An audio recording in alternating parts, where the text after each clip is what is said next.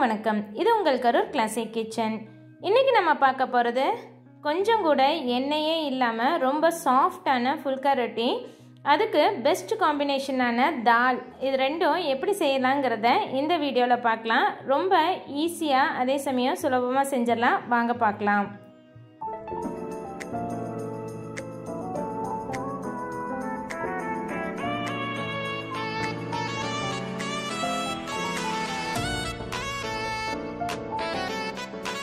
First நம்ம தாலுக்காக பருப்பு ready பண்ணிக்கலாம். நான் இன்றைக்கி 100 கிராம் அளவுக்கு பச்சை பருப்பு, அதாவது பாசிப்பயிறு உடச்சி எடுத்தேன் பாசிப்பருப்பு எடுத்திருக்கேன்.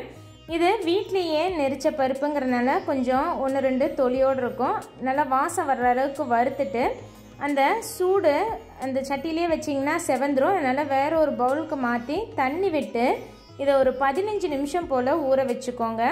பாசிப்பயிறு வீட்டில் எப்படி உடைக்கிறதுங்கிறது ஒரு வீடியோ ஒன்று நான் ஏற்கனவே கொடுத்துருக்கேன். அந்த வீடியோ லிங்க் வந்து டிஸ்கிரிப்ஷன் பாக்ஸில் கொடுக்குறேன்.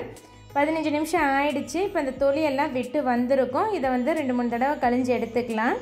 நல்லா கழிஞ்சு எடுத்ததுக்கப்புறமா இதை ப்ரெஷர் குக்கருக்கு மாற்றிட்டு நம்ம வேக வச்சுக்க போகிறோம். பருப்பு கூட கொஞ்சமாக மஞ்சள் தூள், ஒரு 1/4 டீஸ்பூன் போல் மஞ்சள் தூளும் ஒரு 2-3 சொட்டு எண்ணெயும் விட்டுக்கோங்க. நான் இன்றைக்கி விளக்கெண்ணெய் விட்டுருக்கேன்.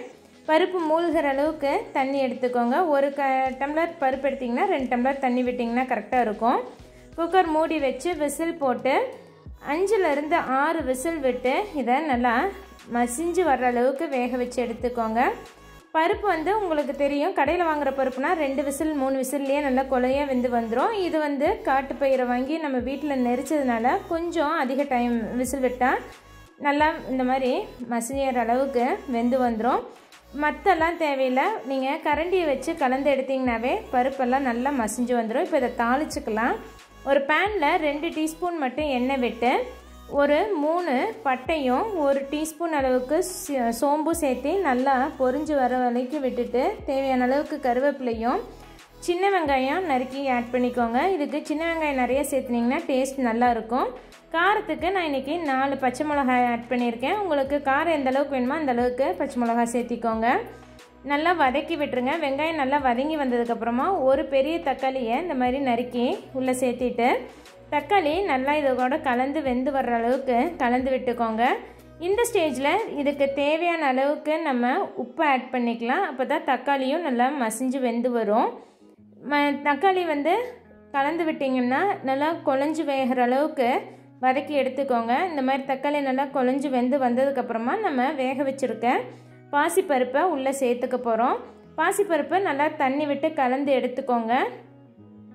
இதுக்கு இன்னும் கொஞ்சமாக தண்ணி விட்டு கன்சிஸ்டன்சி அட்ஜஸ்ட் பண்ணிக்கலாம். ரொம்ப தண்ணியாட்டவும் வைக்கக்கூடாது, ரொம்ப கல்லாட்டவும் திக்காகவும் இருக்கக்கூடாதுங்க. தால் வந்து கொஞ்சம் போரிங் கன்சிஸ்டன்சியில் தான் இருக்கணும். ஆற அதுவே கெட்டிப்பட்டுரும். அதனால் தண்ணி அளவாக விட்டு நல்லா இதை கொதிக்க வச்சு எடுத்துக்கோங்க.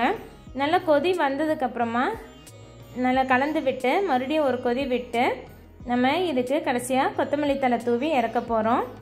கடைசியாக கொதி வந்துருச்சுங்க, 2வது கொதியும் வந்துருச்சு. கொத்தமல்லி தழை கிள்ளி போட்டு இறக்கிட்டால் நம்மளோட சுவையான தால் ரொம்ப சிம்பிளாக அதே சமயம் ரொம்ப டேஸ்ட்டாக இருக்கும். சீக்கிரமாகவும் நம்ம ரெடி பண்ணிடலாம்.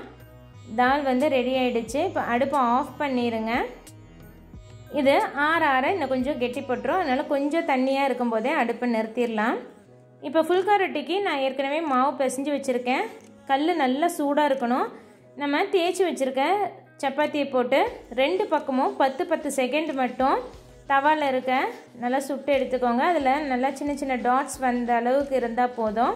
இந்த மாதிரி 2 சைட்லேயும் 10 செகண்டு நம்ம சுட்டு எடுத்ததுக்கப்புறமா இந்த மாதிரி ஒயர் ரேக் இருந்ததுன்னா அதில் போட்டு நல்லா உப்பி வர்ற அளவுக்கு 2 பக்கமும் ஈவனாக வெந்து வர்ற மாதிரி நம்ம வேக வச்சு எடுத்துக்கலாம். சப்போஸ் உங்கள்கிட்ட ஒயர் ரேக் இல்லைன்னா நீங்கள் டைரெக்டாக அப்படியே அடுப்புலையும் போட்டுக்கலாம். இதுக்கு மாவு பிசையும் போது யூஸ்வலாக சப்பாத்திக்கு மாவு பிசைகிறதோட கொஞ்சம் தண்ணி அதிகமாக விட்டு பிசைஞ்சிங்கன்னா சாஃப்டான டோவாக இருந்ததுனா தான் இந்த மாதிரி நல்லா உப்பி வருங்க. நல்லா பிசைஞ்சு வச்சுட்டு ஒரு 10 நிமிஷத்துலேருந்து 20 நிமிஷம் மாவு ஊற வச்சுருங்க. அதுக்கப்புறமா நம்ம இந்த மாதிரி சின்ன சின்ன சப்பாத்தியாக சுட்டு நம்ம ஒயர் ரேக்கில் போட்டு ஃபுல்கா ரெடி பண்ணிக்கலாம். ரொம்பவும் தின்னாக தேய்ச்சிட்டிங்கன்னா இந்த மாதிரி உப்பி வராது. கொஞ்சம் திக்னஸ் வந்து யூஸ்வலாக இருக்க சப்பாத்தியோட கொஞ்சம் ஒரு நூல் திக்னஸ் அதிகமாக இருந்ததுன்னா இந்த மாதிரி நல்லா சாஃப்டாக உப்பி வரும். எண்ணெயே இல்லாமல் சூப்பரான ஃபுல்கா ரொட்டி குயிக்காக ரெடி பண்ணிடலாங்க. இதுக்கு தால் வந்து ஒரு பெஸ்ட் காம்பினேஷன்.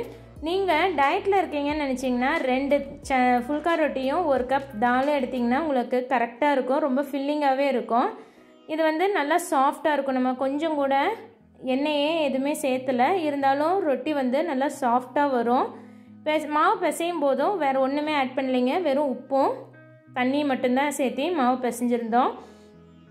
குயிக்காக இதோட நியூட்ரிட்டிவ் வேல்யூ பார்த்துடலாம். நான் இங்கே கொடுத்த அளவுக்கு நமக்கு தால் வந்து 3 பெரியவங்கலேருந்து 4 பெரியவங்க சாப்பிட்ற அளவுக்கு குவான்டிட்டி வரும். நான் இன்றைக்கி இங்கே ஷேர் பண்ணியிருக்க வேல்யூ 2 ஃபுல்கா ரொட்டி கூட 1 கப் அளவுக்கு தால் வச்சு எடுத்தால் என்னென்ன வேல்யூஸ் நமக்கு கிடைக்குமோ அந்த வேல்யூ தான் நான் உங்களுக்கு ஷேர் பண்ணியிருக்கேன்.